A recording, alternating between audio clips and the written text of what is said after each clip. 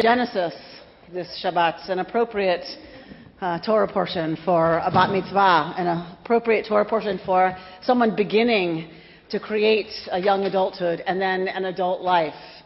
Bereshit bara Elohim et hashamayim v'et haaretz. God created the heaven and the earth. We get this entry into a beginning, a kind of beginning. And what we know is that Torah is super interested. We focus, we're in the third year of the triennial reading, so we divide each Torah portion into thirds, and we're in the last third of every Torah portion. So actually this Shabbat we did not study creation. We studied the last third of this parsha, which is the 10 generations from Adam to Noah. And it's this long genealogy and some crazy stuff that gets thrown in there that my people were like, what? We did not know that was in there. I said, job security. But the reason we study some of those texts is because we don't often know they're in there. But one of the things that was really important to me in reading the commentary on this part of the Parsha, not the creation narrative, not Adam and Eve, not any of that, is this genealogy. What's the point of putting in such a careful genealogy between Adam and Noah? 10 generations. And the rabbis say because if there's a direct link from Noah to Adam, and everything in our sacred mythology during the flood is destroyed, then all human life must, we know from our story, come from Noah, right? But if Noah came from Adam, then that means is every single human on this planet derives from the same ancestor. What if we really took that message seriously? What if we really took it seriously, what the rabbis point to in the Torah, that this is the most important thing in the Torah, says one of our rabbis. There's an argument in the Talmud. And the rabbis say, what's the most important thing stated in the Torah? And one of the rabbis says, what's more important than anything that's stated in the Torah is love your neighbor as yourself. And the other rabbi says, no. The most important line of Torah, the most important teaching of Torah is that Noah descended from Adam. And the other rabbi said, how could that possibly be the most important line of Torah? And the other rabbi answers, to love your neighbor as yourself is still to see them as other. And you have to reach across something to love them.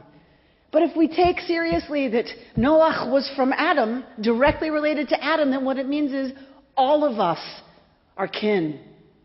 All of us are one human family. Because even that long ago, they understood the dangers of seeing others as so different that we have nothing that we need to worry about in terms of our responsibility for them. Yes, difference is important. The Tower of Babel story early on in Torah is an example of that. That when we all think the same way, terrible things happen.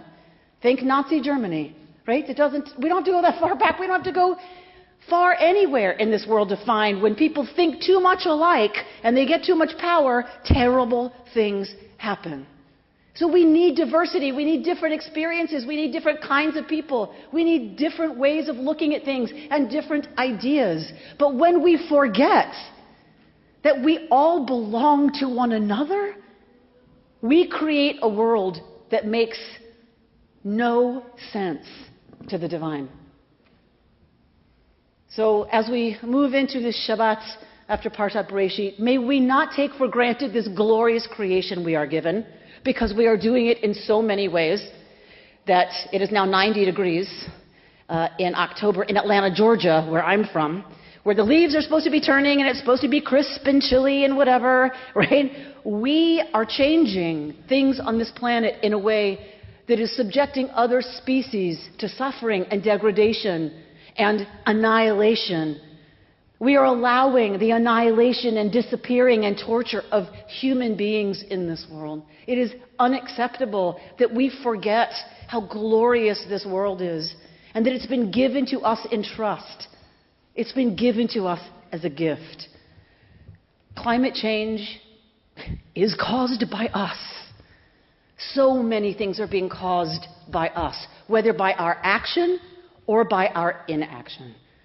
So may we dedicate ourselves this Shabbat of Bereshit to remembering to treasure this gift of life we are given, the gift of this planet and environment and nature of which we are a part, and may we treasure all other human life in such a way that we actually work for them having the same rights, privileges, and responsibilities that we do. Shabbat Shalom.